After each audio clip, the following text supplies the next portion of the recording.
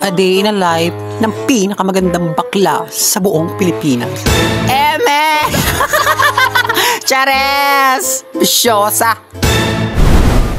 For the vendors party list, Chares, kakaligo lang natin mga sismars. And mag-aano tayo. So, uminom ng gin. Guys, pupunta na tayo ngayon ng tindahan kasi sinendan tayo ng ating kaibigan na si Buknoy. So, shout out, Buknoy. Eme! Shout out ko Sandara Madulid.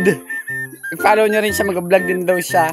Sa mga sismars, yung friend ko yan, taga Manila yan, taga permanent housing. Alam mo mga, ano tayo, dati batang tondo talaga ako mga sismars. But I've been living here since after COVID.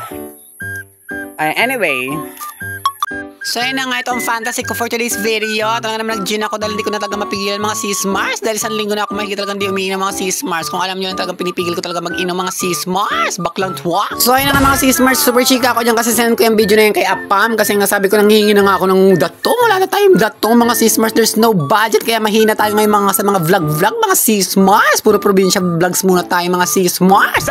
So yun na mga sismars. Mga baklang to. Maikli lang tong video ko. Kaya dapat pinanood nyo na to. Kung hindi ka pa nakafollow nga pala sa akin, i-follow nyo na ako mga sismars. Malay mo, mabigyan kita ng Gcash. Sa susunod ako naman maging mayaman. Chares! So, ayun na nga kinabili. Gin, fish da, nasty lemon. Ayun na mga sismars. Simple naman aking vlog for today's video.